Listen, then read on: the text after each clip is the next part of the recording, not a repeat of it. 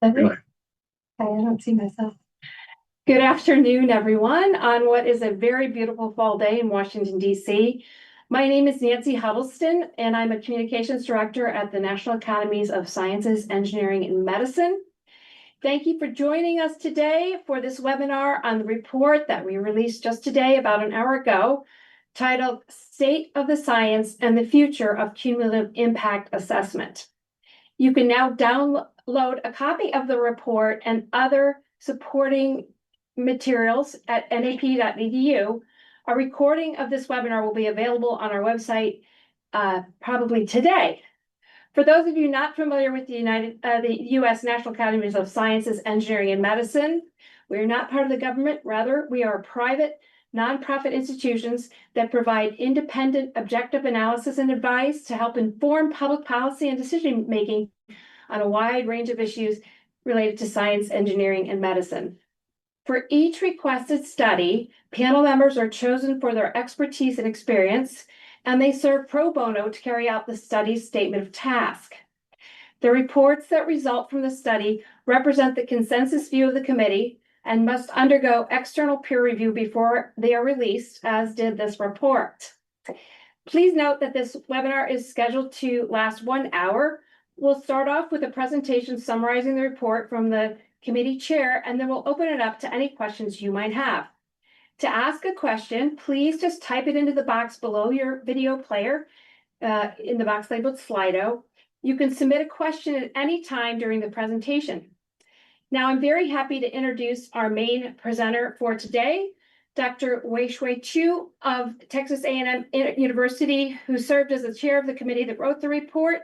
But first, I'm going to turn it over to Kate Guyton, who is the project leader of this report, to say a few words. Kate? Nancy, thank you so much. And thank you to everyone for joining us today. I will be brief. I just want to extend my deep appreciation on behalf of the National Academies to the EPA for sponsoring our study, to our committee for their service, to the group of liaisons that we've been working with through the course of this project. You're going to see their influence on the report. It's been extremely valuable. And finally, I want to thank the Academy staff that's worked together with me in a very collaborative way. Everyone has contributed, and it's certainly been a team effort, and I'm grateful to everyone. So that's you, Nancy. Well, I'm just going to hand it over now to Dr. Wei-Shui Chu. Wei-Shui. Hi there, good afternoon. It is my distinct honor and pleasure to provide this briefing of our new report, State of the Science and the Future of Cumulative Impact Assessment. So first, a number of disclaimers. This is a public meeting. It is being recorded both in audio and in video. Today's presentation is a summary of key aspects of the committee's report. However, the conclusions or recommendations in this presentation are not represented verbatim. For the exact language of our recommendations and conclusions, please consult the full Academy's report, and that may be quoted, cited, and shared going forward. We do have a policy against discrimination, harassment, and bullying of the participants of all National Academies activities. Should you experience any forms of bullying, harassment during the meeting, please contact us. So our new report, called the State of the Science and the Future of Cumulative Impact Assessment, was sponsored by the U.S. Environmental Protection Agency. It has been released to the public in its pre-publication form and for free downloads from the National Academies website. I wanted to thank all of our committee members who are listed here. They represent various disciplines from various scientific disciplines and various expertise from across the country, and includes also state or local representatives. I also wanted to have a special call out to the National Academy staff that has provided the support for completing this report, and Dr. Kate Guyton, as well as the others listed here below. Additionally, The report was reviewed by a number of external experts that are shown here, again, from various sectors and as well from across the country. The report review was overseen by Dr. Susan Annenberg and Dr. Joel Kaufman of George Washington and University of Washington. And the report was not officially allowed to be released until until the review comments were adequately responded to. Additionally, this whole project was guided through engagement with a group of community and tribal liaisons. They're listed here. They again represent diverse communities from across the country, various different sectors as well, and their engagement has really strengthened their support and guided particularly the public engagements and workshops that were part of this project.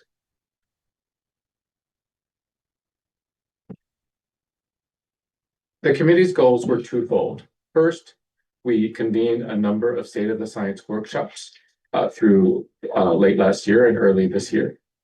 And then we developed this consensus report that provides advice to the nation on the future of cumulative impact assessment. All of the project activities can be examined on our project website. The QR code is shown here for this project, State of the Science and Future of Cumulative Impact Assessment. Our committee's verbatim statement of task is provided in the report, but to summarize, we have a number of points that we covered in this report. First, we were tasked to examine previous advice from the National Academies related to this topic, examine developments from the EPA and others in the maturation of the cumulative impact assessment approach, as well as responses from various communities across the country. We were tasked to provide advice on the types of stressors, both now and the future, and factors that may make communities more vulnerable to those stressors. In addition, to provide advice related to the barriers to strengthening communities' ability to respond to such stressors. One of the goals was also to provide recommendations on how to improve community health and well-being. What are the critical paths for that improvement? How to incorporate community level and tribal data and knowledge into cumulative impact assessment, and approaches for assessing overall health and well-being beyond just the lack of disease, but various aspects of health and well-being. Additionally, we were asked to comment on how to characterize and address uncertainty in all the data and outputs of cumulative impact assessment. And then finally, how to adapt the cumulative impact assessment approach to a variety of communities across the country, to different scales, and to different programmatic needs within the EPA as the program sponsor, as the project sponsor. Our report is organized as follows. First, there is a summary giving the most important highlights from the report. The introduction chapter, chapter 1, provides an overview of our statement of task and the methodology and engagements we used during our information gathering for developing the report. Chapter 2 examines the origins, history, and how cumulative impact assessment has advanced over the last few decades. Chapter 3 discusses how to incorporate various types of data and knowledge into cumulative impact assessment. Chapter 4 discusses methodological approaches for integrating and synthesizing the information for cumulative impact assessment, as well as how to address uncertainties.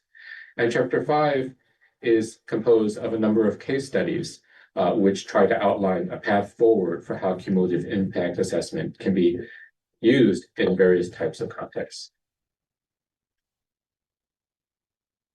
The overview of the entire process of the project is shown here.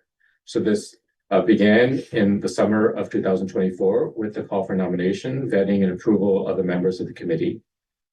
Throughout the end of last year and through part of the beginning of this year, the committee held meetings to gather information, and that helped to determine the approach used for developing the report, what data needed to be assembled and analyzed, and the conclusions. And then, as previously mentioned, the report underwent a peer review by members who are anonymous to the committee until now. With the report released, those names are now provided. And that leads us to today, the public release of the report. So our approach to address the statement of task was as follows. First, there is very broad engagement across many different sectors that have an interest in cumulative impact assessment, from scientists to communities and tribes to EPA and other federal agencies, to state and local entities that might be utilizing these approaches, as well as input from the general public. The committee also reviewed many National Academies reports that have been written over the last 4 decades that touch on this topic.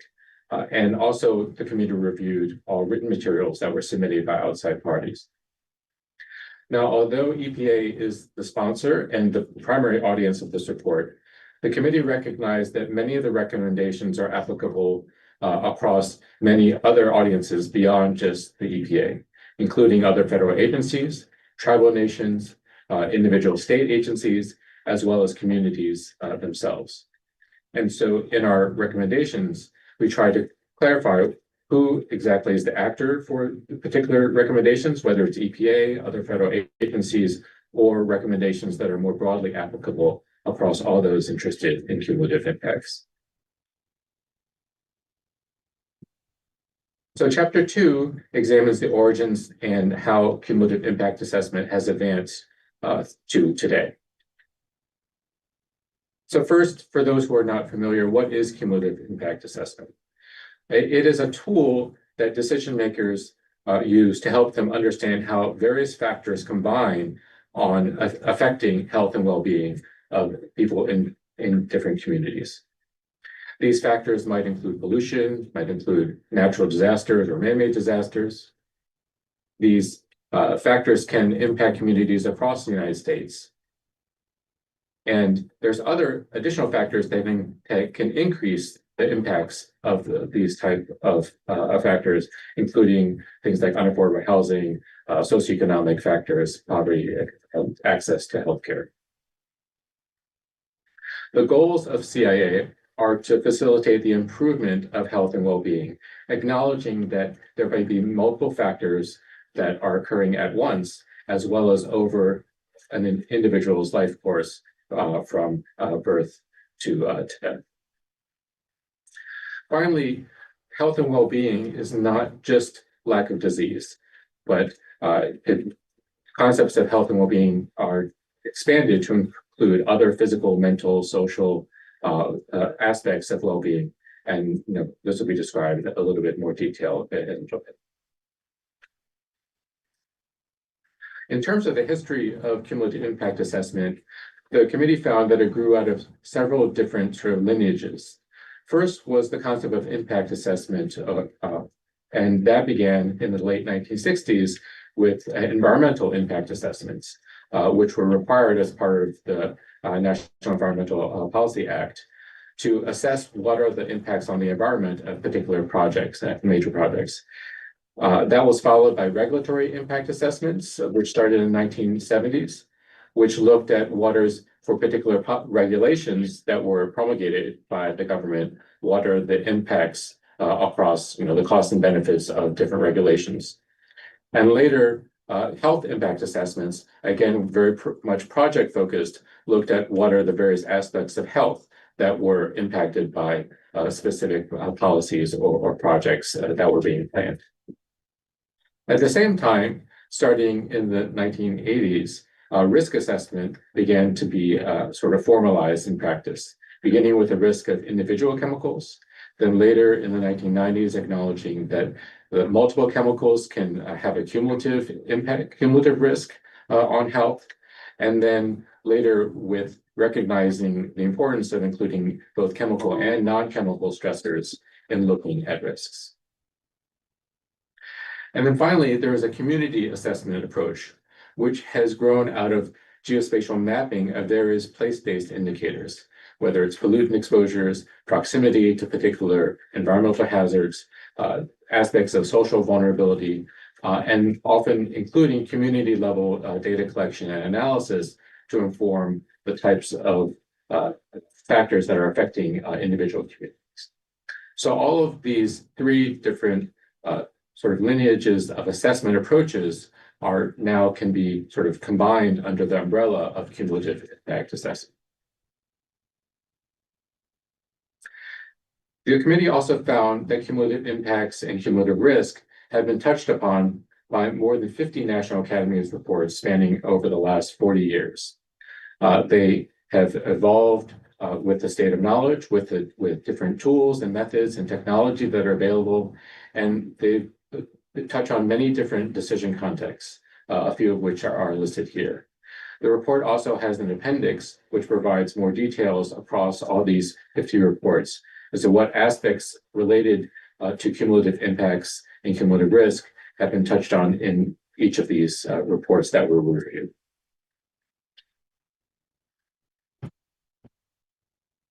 In terms of cumulative impact assessment at EPA, the importance of looking at both chemical and non-chemical stressors has been widely recognized for a number of decades, but there's been uneven progress in sort of implementation of cumulative risk assessment, often not moving beyond considering the effects of chemicals that have a common mechanism of action.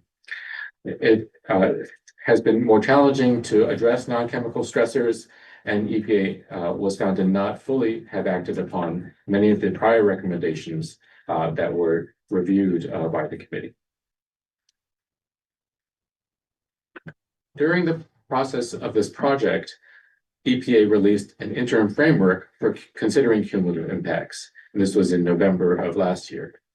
This interim framework reflects a number of lessons learned across assessment practices that EPA gathered, and the committee found that it provides a very useful starting point for conceptualizing cumulative impacts, and it has a number of examples that can facilitate development and improvement of tools to be used in cumulative impacts assessment.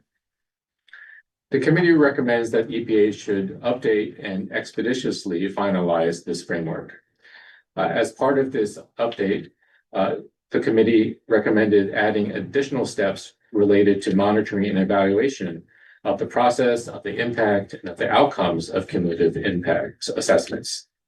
Additionally, the committee recommends broadening a number of key definitions and adding information on implementation of cumulative impacts assessment.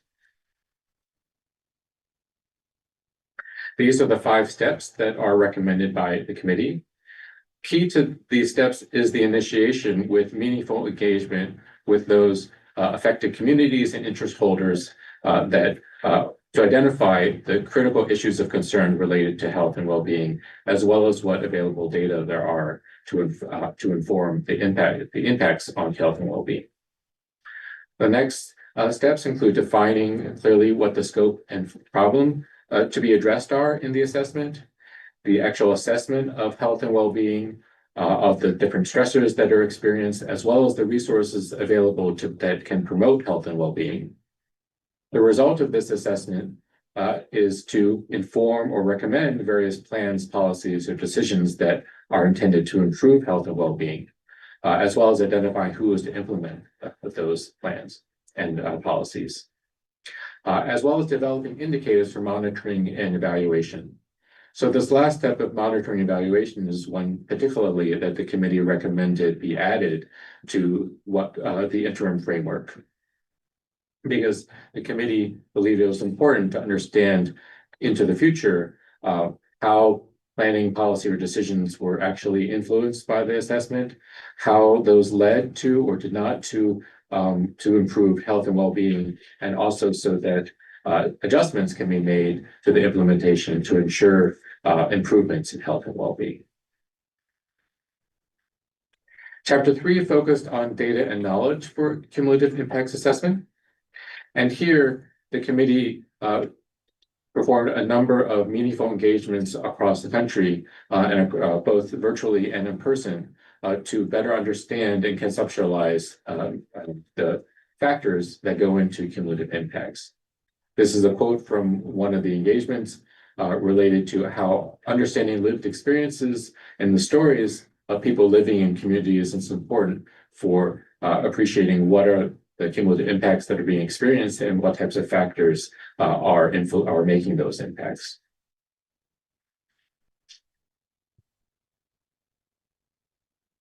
The committee engaged in a number of forums across from last year through early this year, including virtual workshops and practitioner sessions in October of 2024, in-person sessions in Louisiana in November, and then in Colorado in February, and then a virtual town hall in December. Each of these was also accompanied by open comment sessions and the opportunity for written input. The community and tribal liaison group that was shown earlier was instrumental in helping to plan all of these engagements as well. And we, again, want to call out and appreciate their input. For the committee's workshops have been summarized in proceedings documents that are already available were already available on the committee website. These include the virtual workshop in October, the in-person engagement in New Orleans and in Colorado, and then the virtual town hall.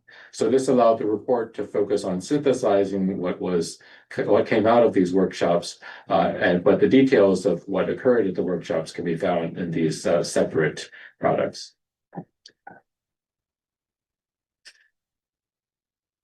In each of these workshops, there is also a World Cafe type of format for discussion questions. So the attendees were divided into small groups in which these questions were asked in a smaller group setting, and the committee then synthesized the answers across each of the different conversations into its report.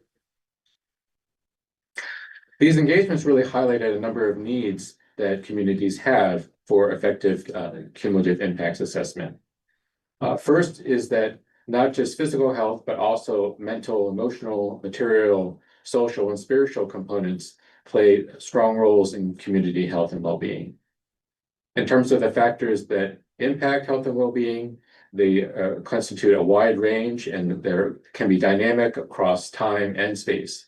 They can also include factors that increase or decrease vulnerability, or factors that can be barriers to strengthening resilience to various types of stressors.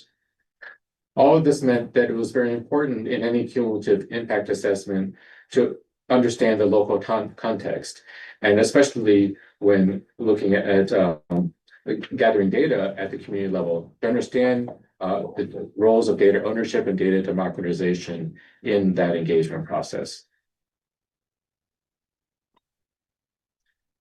With this input, the committee recommends that EPA and more broadly the community broaden the conceptual paradigm for cumulative impacts assessment. First is to distinguish stressors from resources, with stressors being factors that undermine health and well-being, and resources being factors that promote health and well-being. This was actually touched upon in the first virtual workshop under the concept of salutogenesis, where we have both factors that are promoting disease and and factors that are helping to promote well-being. Additionally, as already touched on, health and well-being needs to be a broad umbrella that encompasses multiple dimensions beyond just physical health and disease. These factors also operate at various different scales, both stressors and resources, from the global to the family and individual scale, and across the past, present, and future. In many communities, particularly historical factors in terms of stressors or lack of resources continue to have impacts into the present and into the future, and potentially into the future without interventions. And throughout the process of implementing cumulative impact assessment, it's important to have meaningful engagement with the affected communities. And the committee recognized there's a number of best practices for meaningful engagement that can be utilized to accomplish this. Together, this leads to sort of this graphical depiction of a cumulative impacts paradigm, where there are stressors on the left side that can promote disease and distress. There are resources on the right side that can promote health and well-being. These are occurring simultaneously, as well as across different spatial scales, across different temporal scales from the past, present to the future, and across the various dimensions that constitute health and well-being. This paradigm then seeks to reflect how deeply people and other factors are interconnected, whether it's environmental, political, economic, historical, or cultural factors, and how these interconnected factors affect the various dimensions of health and well-being. Again, critically highlighting the role of different spatial and temporal scales, and then also engaging with communities from across the country in different contexts and situations emphasizes the need to incorporate community and tribal data and knowledge. For tribes in particularly, there is also a need to recognize tribal sovereignty, self-governance, and in order to better understand and integrate that local context into the assessment approach. Chapter 4 focuses on methods and frameworks as well as addressing uncertainties, particularly recognizing the need to collect both quantitative, traditional quantitative measures, as well as qualitative information on health and well-being, on exposure to stressors, and on availability of resources, and to characterize this at the baseline, meaning in the present state, as well as under potential future scenarios. The committee looked at various strengths on gaps and uncertainties across various different scientific disciplines, from toxicology to epidemiology and exposure science, including economic approaches, looking at administrative data, particularly looking at sort of new exposomic tools and approaches, as well as the importance of understanding all of these occurring through one's life course. It also examined and reviewed various ways to analyze and integrate the data, including these scoring and matrix-based approaches using indices, mixed methods that try to synthesize both quantitative and qualitative information, and then recognizing the importance of maintaining timeliness while addressing uncertainty. EPA was then recommended to better specify in terms of implementation how to select and apply the appropriate approaches depending on the decision context, and while also incorporating that meaningful engagement. The committee also highlighted that there's many different sources of data, sources of synthesis of research, and sources of research funding across the federal agencies that's shown here, and that's related to both stressors, to resources, as well as to overall measures of health and well-being. Additionally, the committee recognized that tribal, state, and local agencies also are key sources of data synthesis, and that was much in terms of funding. So the committee really recommended that these sources be bolstered in terms of having authoritative data and resources at various levels, from the national to local. These data sources need to be maintained, they need to be updated and even expanded. And also the data access and using data from multiple different sources, that crosswalk can be improved in terms of the data infrastructure. There's also a need to advance sort of analysis and integration approaches across different research settings for cumulative impact assessment, and also similarly supporting research to fill gaps in data and methods. And these are provided in more detail in the chapter itself. Chapter 5 is looking at the path forward for cumulative impact assessment. And this was approached through a case study method. So the committee developed 8 case studies shown here in a range of different types of contexts, with a range of different types of communities and populations, ranging from place-based to national regulatory approaches.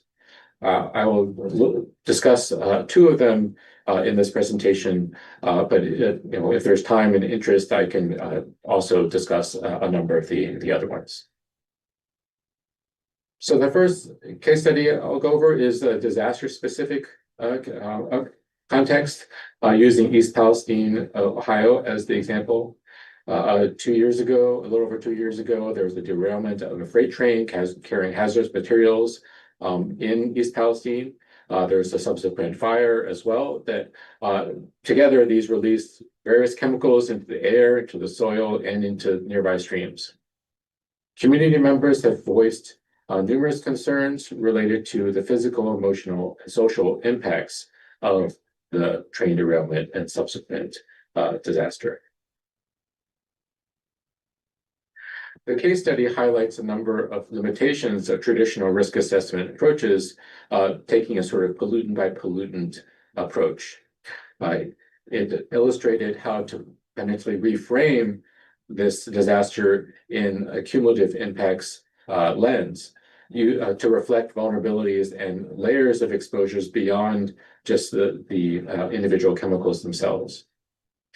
It recommended an approach that starts with a baseline assessment of health and well-being, of the stressors already experienced by the communities, by the resources that are available to that community, even prior to the accident, to reflect their lived experiences and to better understand their pre-disaster context, as a way to also help to build trust that can be lacking in these types of situations. This baseline assessment can then inform what types of resources need to have increased availability or access in order to not just address the direct chemical impacts of the derailment, but also the social and other psychosocial stressors that resulted that also revealed some of the limitations in terms of resource availability that made this community more vulnerable.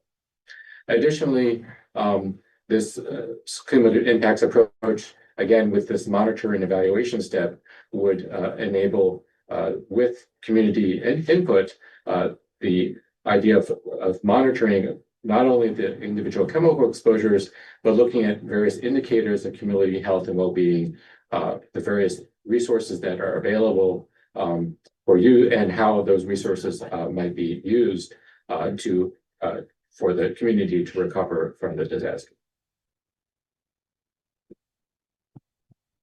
The next case study, also sort of a disaster type context, is the Los Angeles wildfires.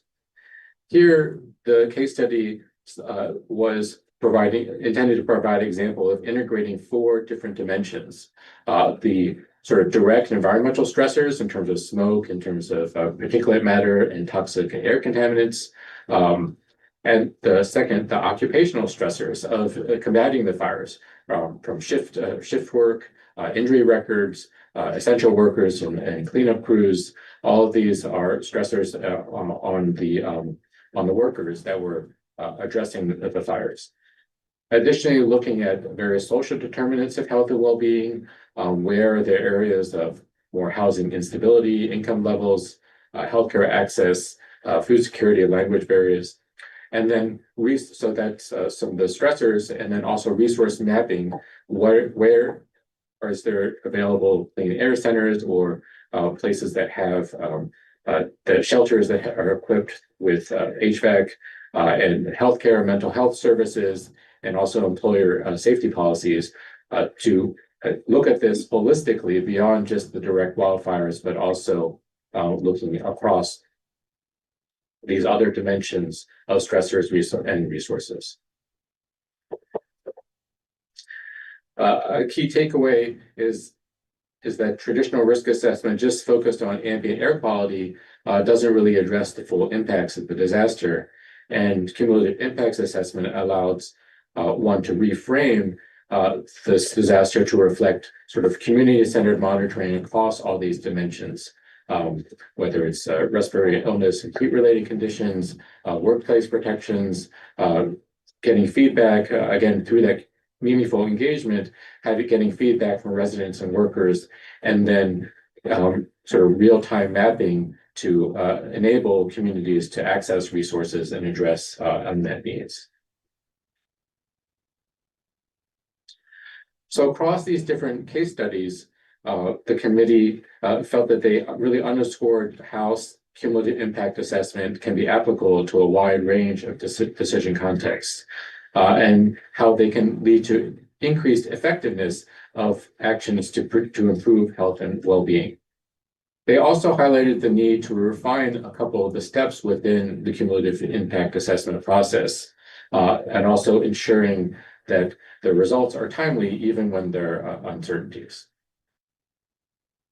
So with that, the committee recommended developing guiding or diagnostic questions to facilitate this problem formulation and scoping step, and to enable communities to more quickly define kind of the programmatic and other needs in developing the cumulative impacts assessment approaches that are specific to the factors that are affecting those communities in particular.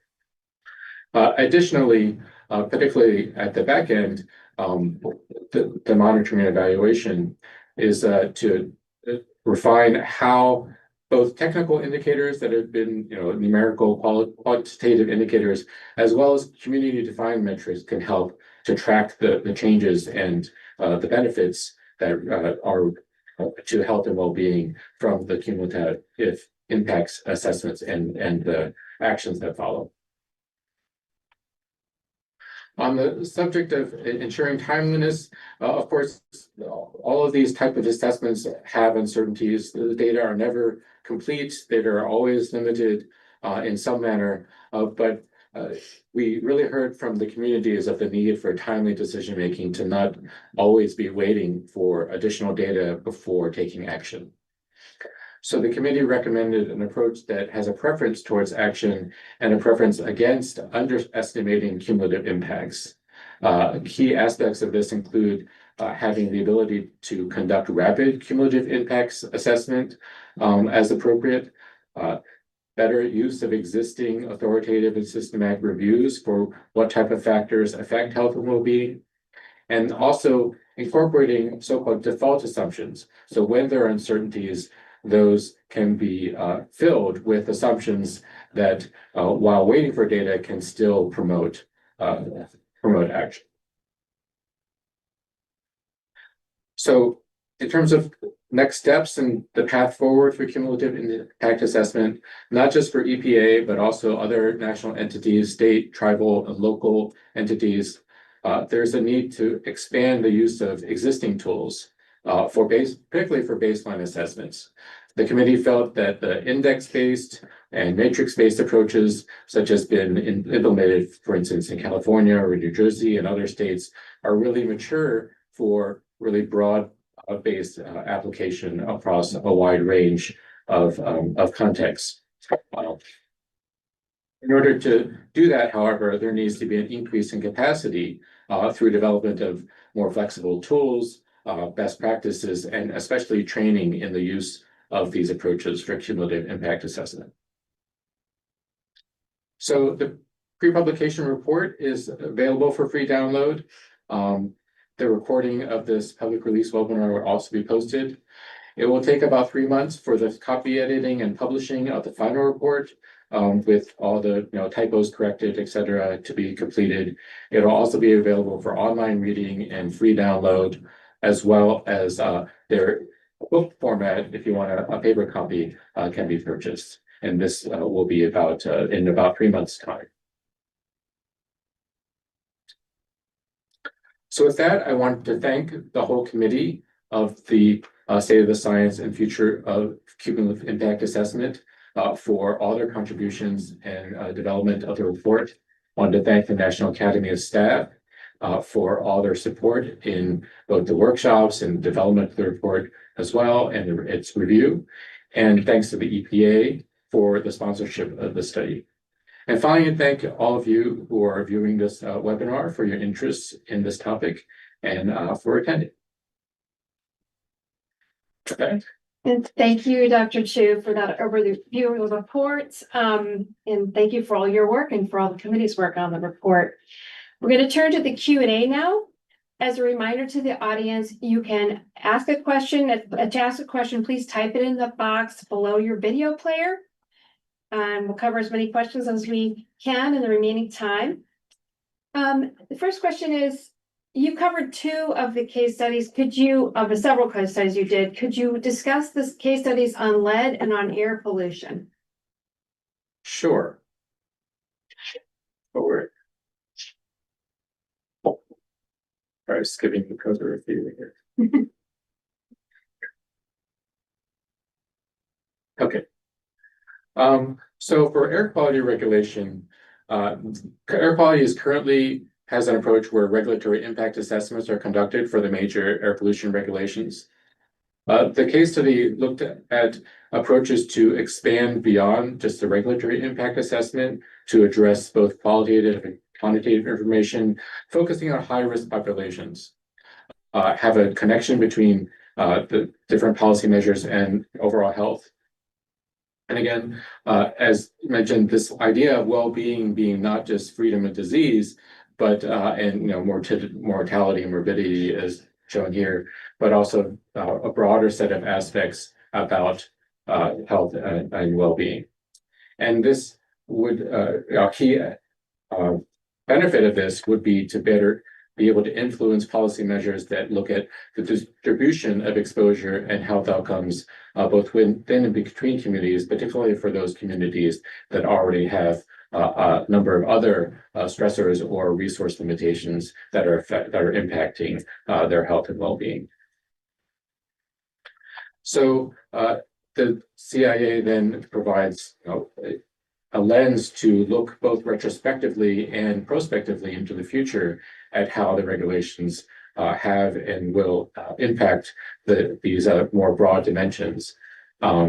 That also having a meaningful engagement as part of the air pollution, air quality regulation will enable better understanding of particular geographic areas or communities that are of greater concern. And then again, tracking of emissions, air quality, health outcomes, these can also be prioritized in terms of where there are already more cumulative impacts from, again, these other types of stressors and resource limitations. In terms of lead service lines, the lead case study, this was an analysis related to EPA's lead and copper rule, which required inventory and planning for replacement of lead service lines to prevent lead in drinking water.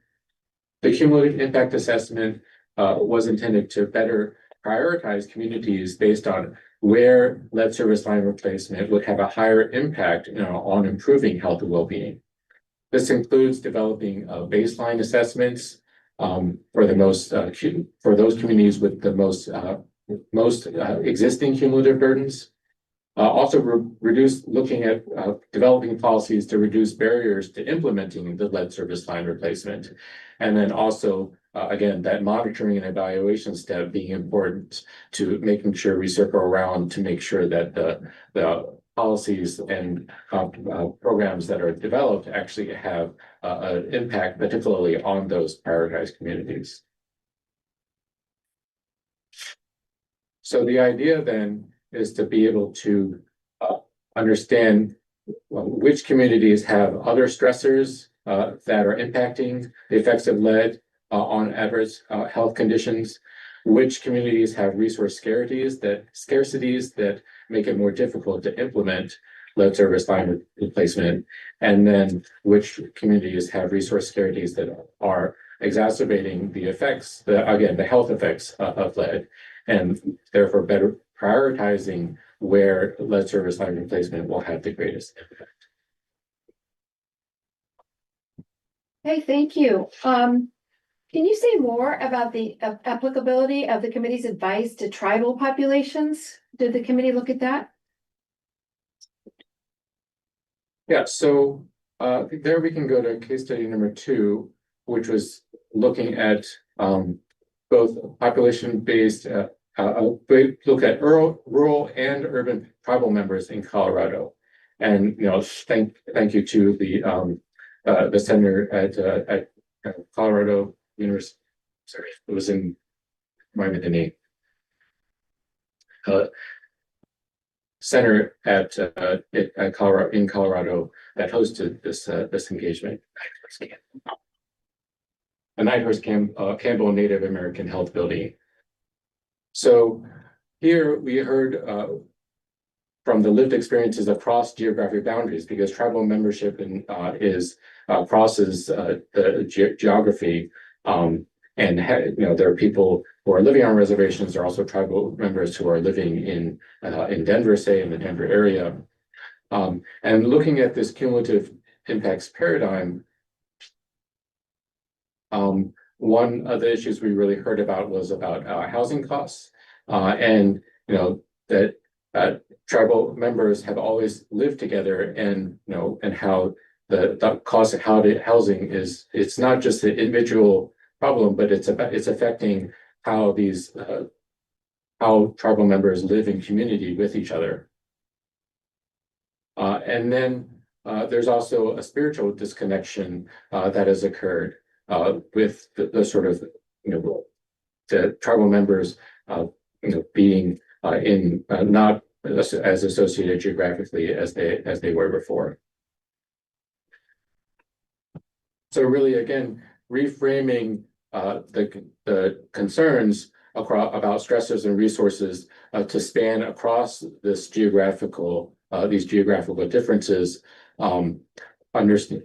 Assessing the case study aimed to better assess sort of the tribal, state, and local data about the interconnections across these communities, and potentially inform regulatory and policy shifts. For instance, introducing culturally competent or improving culturally competent healthcare access in the urban areas where the tribal members are more scattered, in the rural areas, improving water infrastructure, given the close connection that the tribes have with the land, and then better monitoring of tribal health indicators, looking across broadly at environmental quality, again, because of this deep connection between the tribes and the environment. Thank you. Have you explored quantitative aspects of characterizing the collective impacts of different types of stressors and communicating the meaning of that to communities, agencies, and also the sources of the stress? Yeah, so we wanted to, just go back to the thank you slide, just so it's not distracting. So in terms of characterizing collective impacts, we found that the index-based and the matrix-based approaches are probably currently the most mature approaches to trying to characterize these collective impacts. The other part of this is that from the experience of health impact assessment, it's important not just to aggregate everything into a single number, but also to see the individual components of that, so that communities and affected individuals can look sort of both at the collective impact as well as the individual components. The other thing that the committee highlighted in one of its recommendations is the need to better communicate the results of sort of systematic reviews and authoritative reviews in terms of what they mean, in terms of what types of factors are affecting health and well-being. Okay, thanks. The next question is, does the report address how to manage community expectations given the limited tools agencies have to address and mitigate cumulative risks? Yeah, so this is where, again, engagement, meaningful engagement is really important to, unfortunately, a lot of different policies are very siloed across different agencies, and having that broad participation of various interest holders can hopefully allow for better sort of coordination of policies across different silos in order to mitigate cumulative risks and cumulative impacts. I think also having that, the committee felt that having that engagement at the very beginning, rather than have presenting communities with something after a lot of analysis without their engagement at the start, can help to better manage those expectations. And then finally, we did highlight the need for more capacity building and development of easy to use tools based on current best practices to enable communities to better utilize cumulative impacts assessment. Thank you. The next question includes a compliment and thanking you for the study and webinar, Dr. Chu. Are you able to speak about implementation of CIA results toward decisions, including development projects and the management or mitigation of adverse cumulative effects? I think for this question, there's been a lot of experience in the health impact assessment space for looking at the effects of individual development projects. And that those approaches, there's a number of case studies that, for instance, were presented in EPA's interim framework already, as well as there's a National Academies report from 2011 that looked at health impact assessment. And there's also a Society for Health Impact Assessment, professional society. So I think, this is where, it's for a very project-specific cumulative impact assessment. I think there's a number of examples that already exist that can be drawn upon to implement cumulative impacts assessment. Thank you. Next question. What advice can you provide regarding parsimonious approaches to avoid paralysis by analysis? So this is definitely an important consideration. We recognize that there's uncertainties that can lead to sort of the perfect being the enemy of the good.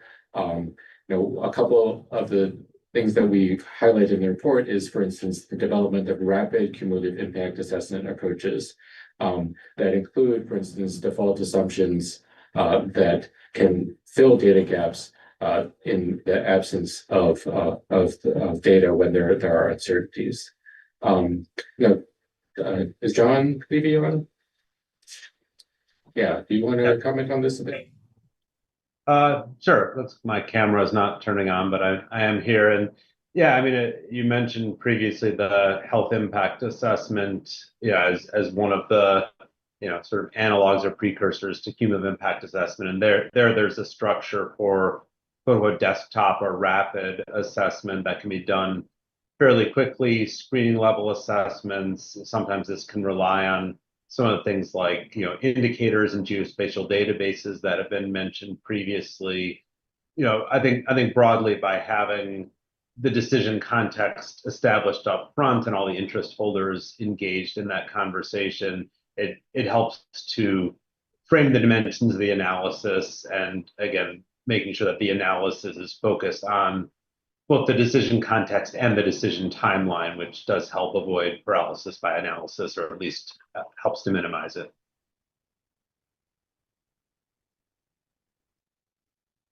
You have any more questions? All right, thank you, John. I think we have time for one more question. How about maybe just on next steps? What do you think are the most important next steps, Dr. Chu? And you can have the last word on that.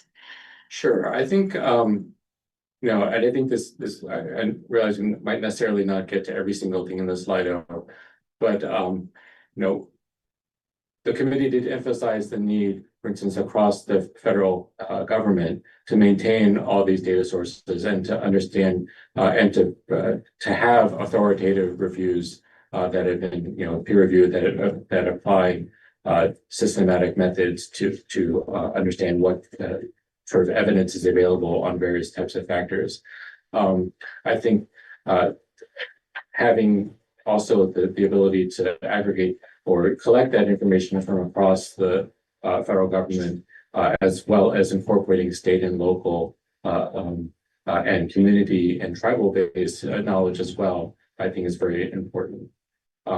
I think, the committee, even though the report is done, the work is not done. We're hoping that this report will sort of jumpstart new case studies and cumulative impact assessment.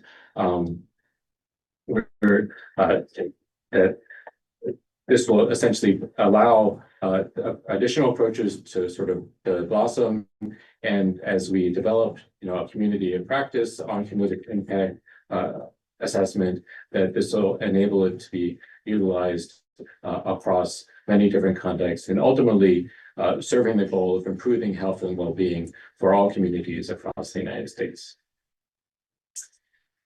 Thank you. That's all the time we have for today. I'll again note that you can download a copy of the full report for free at nap.nationalacademies.org or simply nap.edu if that's easier to remember.